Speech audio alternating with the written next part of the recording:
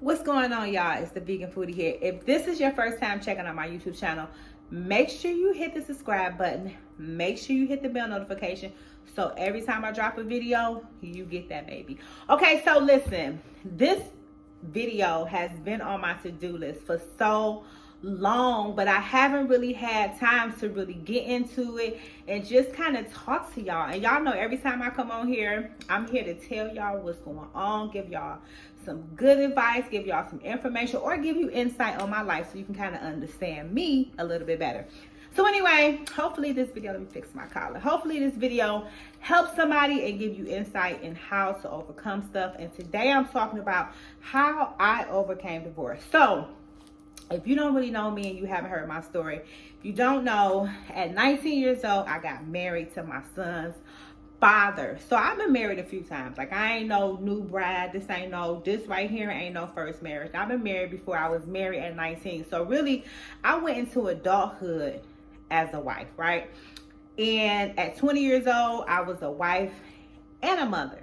And so it was just like, let me say to y'all, I'm thankful that, my ex-husband gave me my son.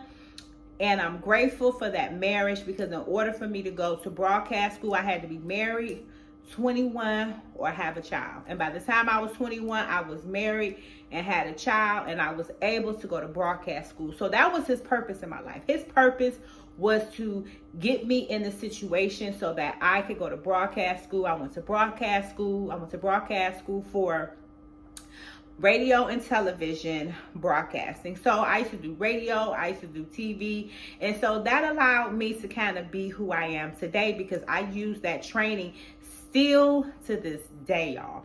But when I say that marriage was something that was for the books, y'all gonna read it in the book. It was crazy. Now, it was crazy from dealing with in-laws, my mother-in-law, my sister-in-law, my brother-in-law. It was just a mess. It was a whole mess, y'all. And it was so toxic towards the end, to where even I got into a fight with his mother. His mama tried to fight my mama. His family, convinced him to cheat on me with the girl at church. He took my money that was supposed to be for my car for my birthday, went to the hotel on Friday, came back on Monday, didn't have the car, didn't have the money. And when I asked him about it, he was like, oh, I was my girlfriend, ain't have a house. So we went to the hotel. And said it as a joke, but I knew it was true. So our relationship became very, very toxic towards the end. And it got so toxic to where, the day that I left him, he came to me and he was like, I want a divorce. And I was like, you know what? We'll deal with this when I come back from work, because I have been working. He was an alcoholic. He got on probation, so he wasn't working. He used having probation as an excuse to not work.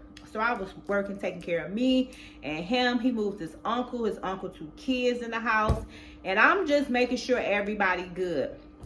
And so I went to school, went to work, came home. He was drunk. And my son was still a baby, like in a high chair baby. And he had fed him mashed potatoes, because my son loved mashed potatoes. It was mashed potatoes everywhere, on the TV, all over him. It was everywhere. So I had to clean my son up, clean the house up, wash my son, and get him to sleep. And so earlier that day, he had told me I want a divorce. And I'm like, okay, we'll talk about this later. So he came into the room, was like, let's talk. Now, mind you, he was pissy drunk. He like, let's talk. I want to talk. And I'm like, listen, we'll talk later. I said, if you wake this baby up after I done washed him, had to refeed him because the mashed potatoes was all over the place, that means he didn't eat. After I do all this, do not wake this baby up. You wake this baby up, I'm out of here. Well, guess what? My son must have heard that and opened his one eye like, I said, oh, it's over with. I called my mama and said, Ma, come get me. We out. And I left and never looked back. And I was like 22, 23 at the time. We had been married together for like 3 years or whatever. And I left him and I never looked back. And we were married. And so I had to start all over as a young mother, a single mother now, a person in school, just beginning my life in the entertainment industry. And it was hard. I'm not even gonna lie. It wasn't easy, but it wasn't hard. But how did I overcome divorce? So realistically, when people talk about divorce, like, I didn't cry. I did not cry when I left him. I didn't cry when we got divorced. I was just pretty much over the situation because it was so toxic and it was so stressful for me when it came to making sure he good, I'm good. And so I knew the relationship was over because, you know, one time he got mad at me because I wouldn't buy him Parmesan liquor. And I'm like, my baby need diapers. Like, my baby needs stuff. So I'm not about to, you know, buy you no liquor and my son needs stuff. That's more important than your liquor, you know? And so I just knew the relationship was over. How we got divorced was he got a girlfriend that really didn't like me and really thought she was going to be with him. And she paid for our divorce. And we got divorced. Shout out to Christina. Thank you, boo, for paying for that divorce. Sorry he ain't never really married you. But, like, you helped me. You freed me. You was an angel in my life, boo. But anyway, today we're talking about how I overcame divorce, right? Because it was a process. It was a process where I still had to digest it. I still had to understand it. And all of the things that I went through, because even though we got divorced on one date, that divorce lasted 18 years. It wasn't until my son, well, let's say 15 years, because I left him when my son was like 2.5, 3 to 18. So it lasted all of those years. I went through so much stress with him calling child protective services on me, wanting my son to come be with him, taking him for me, not telling him he's taking him, moving him to another state, talking bad about me, trying to paint me out to this bad picture, you know, trying to make my son call his new wife, who was the chick that he cheated on me with, mama. It was just a lot that I had to go through that 18 years. And so I was thinking about it, like, how did I overcome divorce? How did I really get over this situation? And it wasn't until my son turned 18 that I felt like I was literally free from him. I was separated because now my son is 18. I don't have to deal with you when it comes to nothing, not schooling, not, you know, him being a minor and you trying to take him from me or do certain things to hurt me. It didn't faze me. But you want to know, how do you overcome divorce, right? So let me give y'all the best advice that I can give you from someone who dealt with a toxic situation for years, okay? Even to where, you know, I was getting into it with him and his current wife because she to this day, she still don't like me, you know, and I don't even want him. It's not like, you know, I ever wanted him after I left him. I never, you know, was sulking like, oh, I want my family back. Why can't we make it? I wasn't one of them type of people. You know, I wasn't. And so for me, it's like people be like, how do you be overcoming situations? How you be breaking up with people and how you just get over it, right? For me, it's all about understanding that situations be lessons. And I had to look at my marriage, the stuff that I've been through with my son's father. I looked at it as a lesson, and it was a stepping stone to help me get to the next level of my life. And even any situation, relationship that I was with after that didn't work out, it was a stepping stone. You have to look at these relationships and be like, okay, this is a process to get me to the next level of my life. Divorce can be something that can be tragic when it comes to a person's life, but you have to think about yourself first, and you have to think about this is the story, the phase is over with. Not every person that you're with is supposed to be a long-term situation. Some people are in your lives for a certain term, and you have to look at the reason they were put into your life. I had to look at the reason why I got with my son's father, and it was to launch my career to be who I am today. And when I really started to think about the purpose of him in my life, I became grateful. He gave me a beautiful, smart, intelligent, you know, son. He was able to be there when I needed him to be, to help me get through school. And he even said it, like, he had a reading and the pastor told him that his purpose was to get me in school, you know. So it was for me, it was understanding the purpose and everything that I've been through in that relationship, from, you know, all of the turmoil that we went throughout the years of me raising my son and us having issues back and forth, and him not, supporting me financially and, emotionally, and just, physically being the best father that he can be. I think about the purpose. What was his purpose? You have to think about the purpose of these people and be grateful of their purpose. We can't look at these marriages or these relationships and just sulk. Be grateful of the purpose of these people in your lives. People are in your lives for a reason. Everybody's not there for forever. They're there for a season at some points. And what is their purpose? And once you really start to think about the purpose of this person, the reason they were put into your life, how you were able to progress after the breakup, or how you were able to strengthen yourself during the relationship, even if it was a toxic situation, you can find glory in that. And so for me, it was finding glory in the situation. Like I said, I didn't cry. Why was I going to cry over a situation that freed me from a whole family that was toxic to my being? Like I couldn't even imagine myself still being related to those people. I can't even imagine myself still being obligated to him as a wife, And so, no tea, no shade to his current wife that, he actually cheated on me with. And she told me, like, I asked her, after the fact, how did it feel, being with my husband? She said, it felt good, your husband. And I'm like, and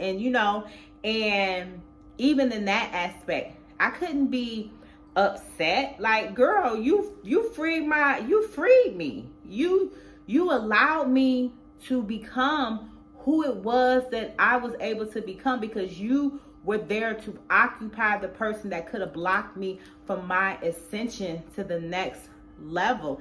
And, I'm sorry about everything. Well, I'm not sorry, because what am I sorry for? Well, what's the word I'm looking for? Excuse me, look, I'm choked up. That's because I ain't supposed to say no bullshit. But I would say, looking at their situation, is kind of sad how it ended and how it was progressing and how it was going. But I'm thankful that I wasn't in that situation, and other people can deal with things that you can't deal with. So if you're in a situation and you going through a divorce, or you're going through a breakup, a long-term breakup, and that person is with somebody else, be happy for them. I'm happy. If it work out, it work out. If y'all have a tragic situation, y'all have a tragic situation. But I'm happy that you freed that person from my life. And how I was able to deal with the divorce was actually I looked forward to the next phase of my life. I knew that paperwork was now there to signify the next phase. Just like when you get married and you sign that paperwork, that starts a new phase in your life. When you get a divorce and you sign that paperwork, it starts a new phase in your life. And I was able to ascend. The person who I am when I was in the industry, working with all of these A-list artists and athletes and rappers and, reality show talent, I could not have ascended had I been in that relationship. I couldn't have moved to Nigeria. I couldn't have moved to Dubai. I couldn't have moved to Atlanta or lived in Brooklyn. A lot of these things that I've done in my career, I wouldn't have been able to do if it wasn't for me getting that divorce. So it wasn't a situation of, me being down and being sad. I'm never sad about, an end of a relationship. I'm always looking forward to the other side. And, sometimes people don't want to be alone, and that's okay if you don't want to be alone. But guess what? Don't get stuck in a relationship because you don't want to be alone. Free yourself and then go find somebody else that you can spend time with. And if that person isn't right, free yourself from them and go find somebody else. We don't have to be tied to people because we signed a piece of paper. You can always burn a piece of paper. It's only a piece of paper, but you are with yourself forever. So you have to learn to be okay when a situation ends. And I was okay. Matter of fact, I was fed up. And I was so fed up that I moved out in the middle of the night, left half of my clothes, my baby book, all my stuff, my christening dress, a lot of stuff for my son. I left it at the house, and I was never able to even retrieve that stuff. Like, a lot of that stuff his family went through. You know, he threw away. The new chick probably went through. I left a house full of furniture that I had got. Like, I just left it. And the freeing of that just allowed me to just create and become and gather new things. And so a lot of people stay in these relationships, or when they're going through divorce, they're like, oh, the house, what we're gonna do about the house and the cars and the this and the that. All that stuff you can get again, but your peace of mind, you can't get that again. You have to do what you need to do to make sure that you have your peace. And so for me, I put my peace first before anything, before anybody. Before anybody, I put my peace first. The only reason I'm even able to be a good mother to my son is because I make sure I put my peace first. Once I'm at peace, then I can address him as a parent. You know, so if you looking for insight on how to just, you know, deal with a divorce or how to deal with a breakup, look for your peace. That's the first part. And understand that everything happened for a reason, and now it's time for you to ascend to the next level. Don't get caught up thinking that, you know, the relationship ending is the end of the world, or, you know, you held your marriage so sacred in your mind that you let it overtake what you were going through. And on the other side of that is a life that you don't even know that's even coming for you. So you have to be ready for that next phase of your life, okay? So anyway, y'all, I'm not gonna hold y'all too long. I gotta go live on my Instagram. And if you're not following me on Instagram, you need to be following me, The Vegan Foodie. Make sure you follow me on TikTok, on Snapchat, on Twitter. I'm everywhere, y'all. Everywhere, okay? Make sure that y'all like. Make sure that y'all share, and make sure that y'all put some comments, because I love to read y'all comments. Anyway, I'm out of here, y'all. I will talk to y'all tomorrow. Peace.